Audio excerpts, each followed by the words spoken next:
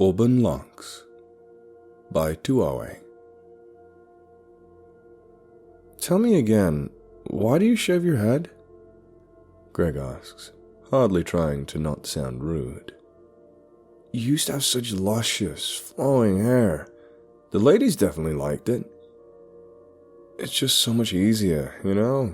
A hell of a lot less maintenance. I shrug as I try to make a clean cut from the topic. I guess it's weird to see you without it.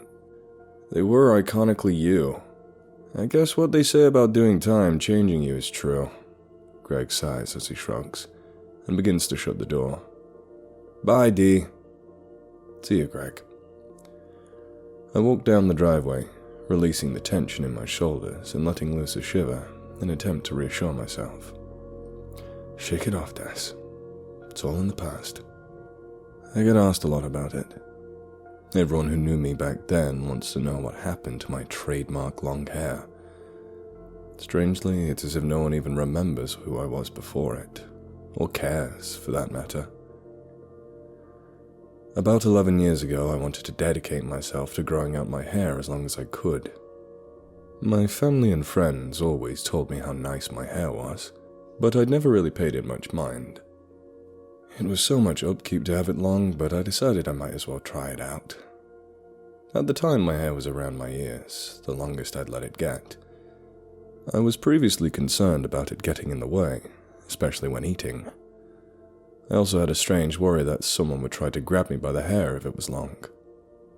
For the first few months, nothing seemed different. It grew quickly. My mother would always say how astounded she was how fast it grew. After about a year, I started noticing strange habitual changes in myself. I don't know how long they'd gone on before I'd taken notice, but most were pretty small. I first recognized it when I ordered guacamole as a side with my nachos at a bar. It may sound trivial, as apparently it did to everyone else, but I hate avocados. To me, they taste like lightly squished clumps of grass, or malnourished vegetation. Guac was no different. As I sat at the table, confronted with my thoughtless choice of wasting a whole $1 to add an ounce of guacamole, I figured, why not?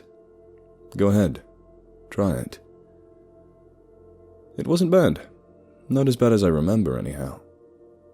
I still didn't really like it that much, but I felt compelled to eat it, and not just because I'd paid for it. I know that little anecdote may seem contrived, but it was just the first of many instances where I'd felt myself strangely compelled to do unusual, uncharacteristic things.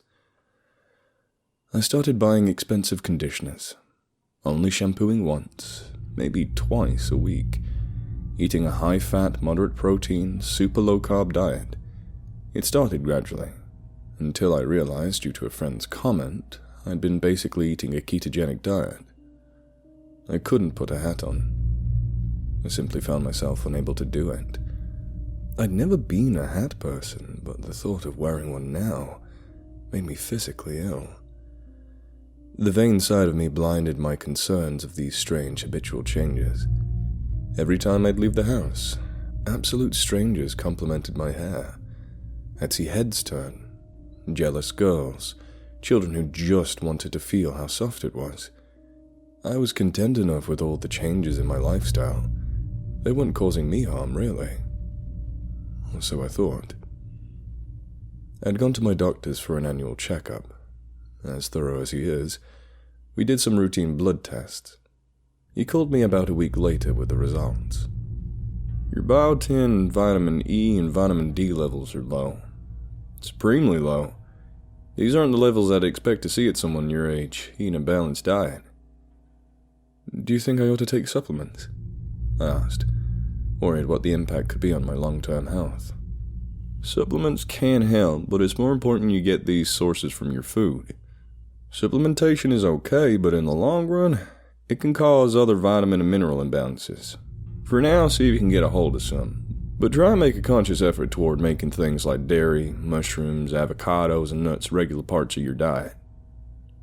I scratched my head, considering exactly how to respond.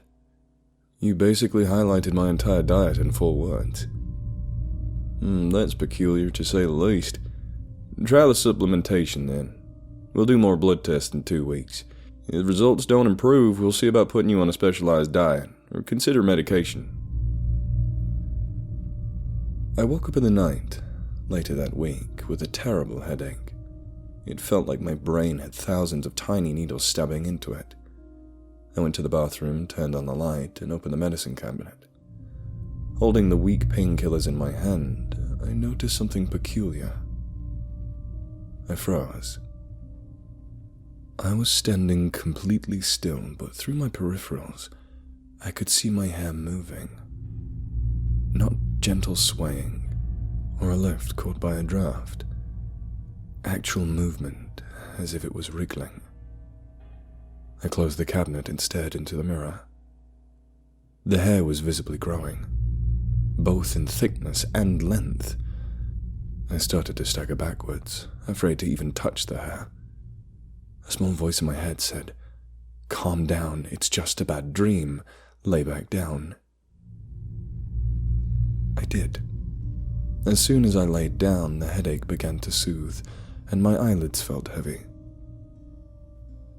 Just before passing out, I thought I saw a lock of my hair creeping towards the multivitamin bottle on the nightstand.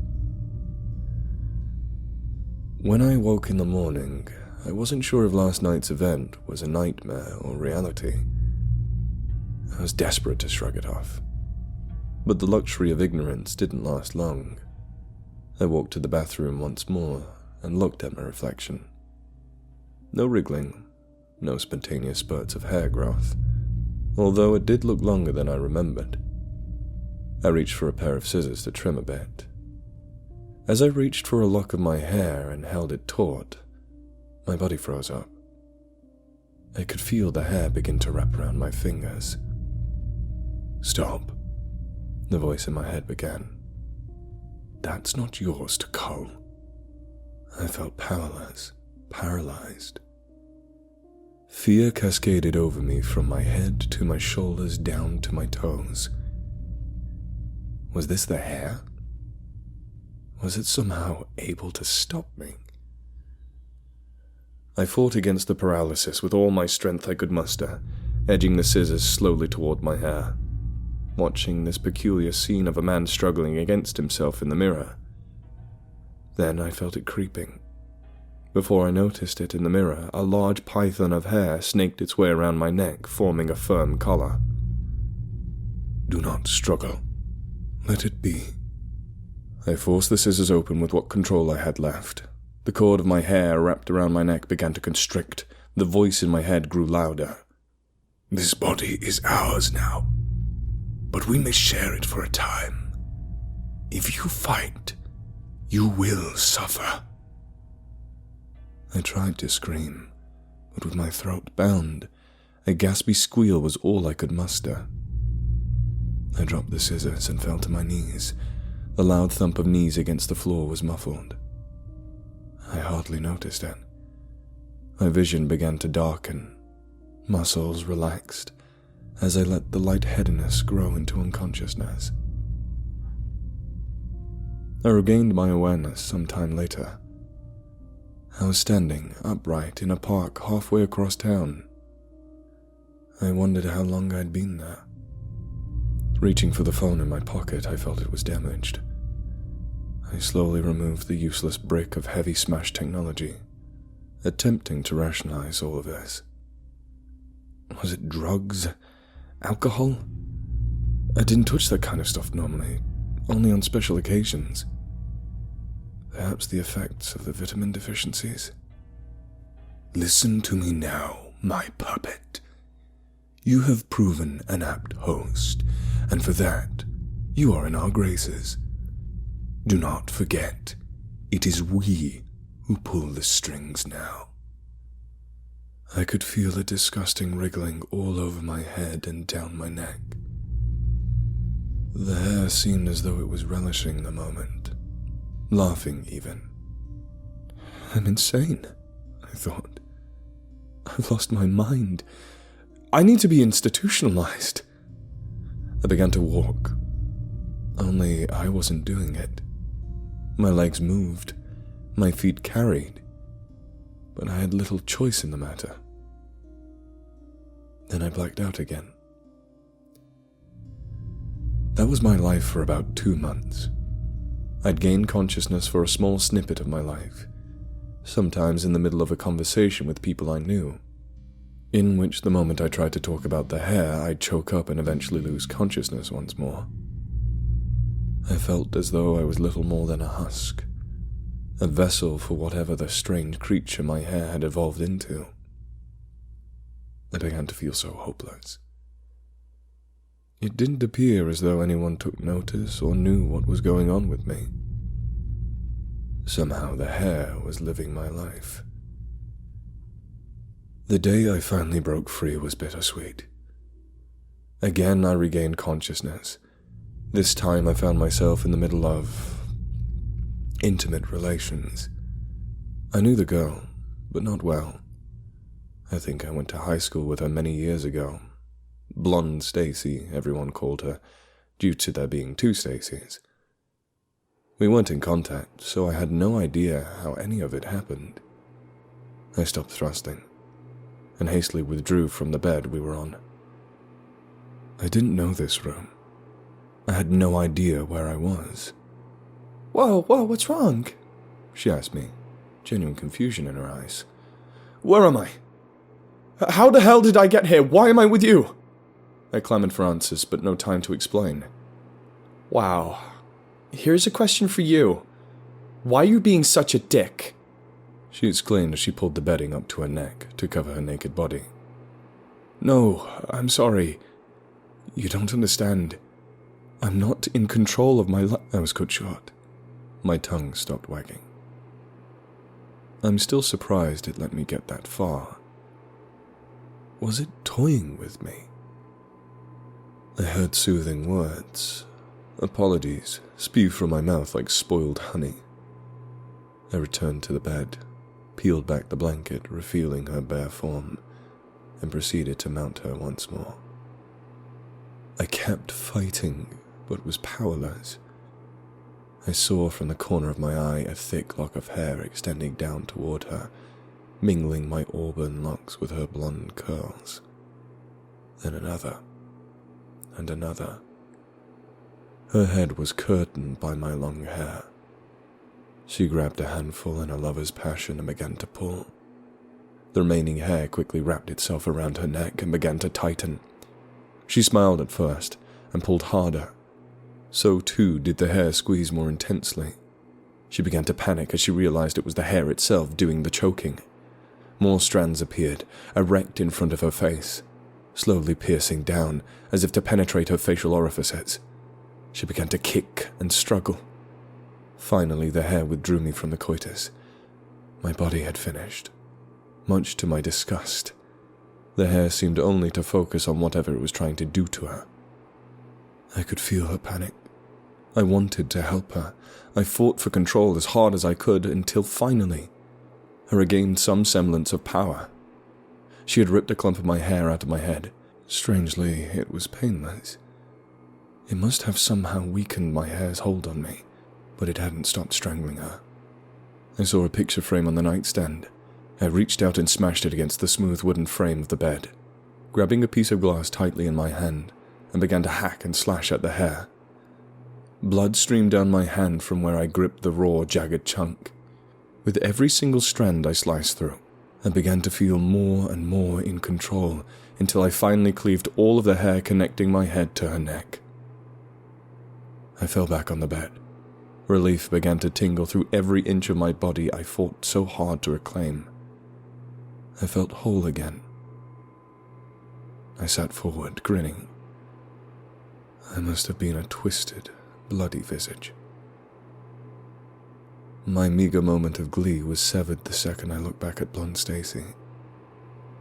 The hair was still firmly wrapped around her neck, some strands slowly wriggling towards her nostrils. Her thrashes and struggles became little more than pathetic convulses. I could see how powerless she must have felt.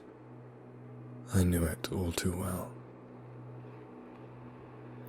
I leapt forward, grasping at the hair and trying to tug it loose. It was compact and wound like a hemp rope. I struggled for an idea. Once again, I grasped the blood-drenched piece of glass and began to cut the hair. I tried to wedge between the soft, pale skin of her neck and the Auburn leash that bound her. I cut desperately, trying not to harm her. My attempts grew more reckless and aggressive until I finally split the choking leash. She laid unconscious. I wish I could say everything was okay from there, but it wasn't.